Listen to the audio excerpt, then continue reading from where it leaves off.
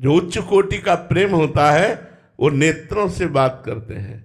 तो प्यारी जू और प्यारे जू के नेत्रों ने बात की, एकांत में बैठकर कोई रसमयी चर्चा की, इशारा हो गया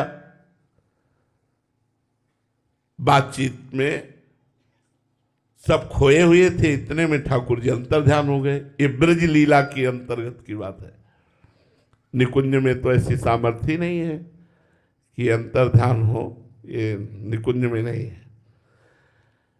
अब गोपीजन खोज करने लगी लालजू की, क्योंकि पहले से उनको पता है कि थोड़ी सी भी त्रुटि हो जाने पर ये मान धारण करके अंतर्धान हो जाते हैं। क्या हो गया हमसे, कोई त्रुटि हो गई क्या? हा कृष्ण खोज रहे। तो जिस निकुंज में प्रियालाल ने परस्पर इशारा किया था, वहां बैठकर रसमयी वार्ता करने का, खोजती उसी कुंज में पहुंच गई।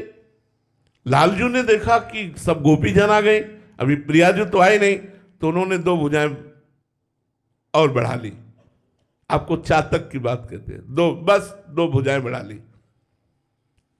वृंदावन के बाद मथुरा में चार भुजाधारी ही रहे, मथुरा द्वारिका चार भुजाधारी ही रहे। गोपीजन नजदीक गए, बिल्कुल भाव नहीं बना। प्रणाम किया और कहा, हे चतुर्भुज नारायण, आप हम पर ऐसी कृपा करें, मेरे लाडले श्याम सुंदर शीघ्र ही मेरे नेत्र गोचर हो।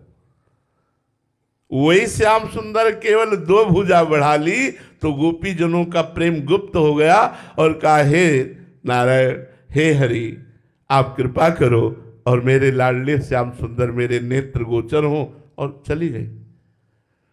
भगवान ने देखा कि कितनी अनन्यता है, केवल दो भुजा बढ़ा लिया तो इनके अंदर का प्रेम गुप्त हो गया। और जब प्रिया जी उस कुंज में जे ही चरण पधराए तो लालजू ने सोचा दो भुजा उनको भी दिखाए चतुर्भुज रूप, लेकिन उनकी दो भुजा अपने आप अंतर्ध्यान हो गई, दुर्ज मुरली मनोहर के रूप में ही विराजमान।